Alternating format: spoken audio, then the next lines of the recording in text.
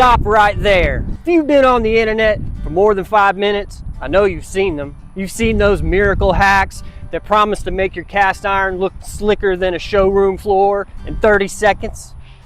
But here's the problem.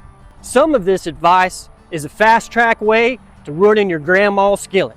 And today, we're not just looking at the flash in the pan, we're digging into the history and the science to find out what's actually Team Grandma approved and pure clickbait. First up, we have the old Farmhouse special. They say a cut potato and a handful of coarse salt can scrub away anything. Now the science here is simple. Salt is an abrasive and the potato is just a handle with a little moisture. And now you're probably thinking, Heath, that sounds organic, natural, and easy, but does it work? Well, friend, sure it does. It'll knock some of that loose carbon off, but let's be real. In a world where chainmail scrubbers exist, why waste a good potato? And friend, unless you're planning on making hash browns out of the rust bits, I mean, it could be a fun party trick, but it's really not gonna handle real neglect. So, what's the verdict? It's a soft pass. Just save the potato for home fries. Now the second one. This is one of the biggest mistakes I see in the world of restoration. People say, just toss that gunky pan in the oven and put it on the cleaning cycle, and then it'll come out brand new. Listen to me closely. Don't do it. Some of those oven cycles can reach temperatures over 900 degrees. So I want you to imagine the stress that it's gonna put on that iron. And that oven is not cleaning your pan. It's trying to exercise the spirit of Wagner right out of your cast iron. I mean, surely cast iron is tough, but extreme thermal shock can cause it to warp, or heaven forbid, crack right down the middle. And you might get lucky 9 times out of 10. But on that 10th time, my friend, now your family heirloom just became a boat anchor. Personally, I would just use a lye bath or an electrolysis bath if you want to get all fancy. So, what's the verdict? Dangerous. On to the next hack.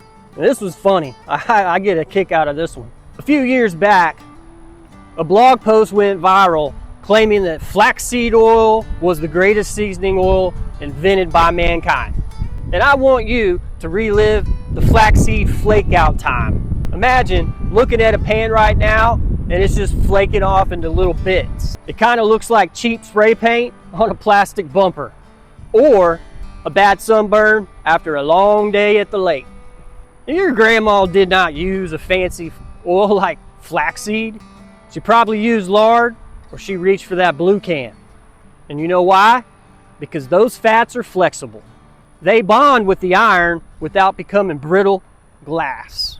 And in the end, flaxseed is for your smoothie, not for your skillet. So the verdict on this one is proven failure.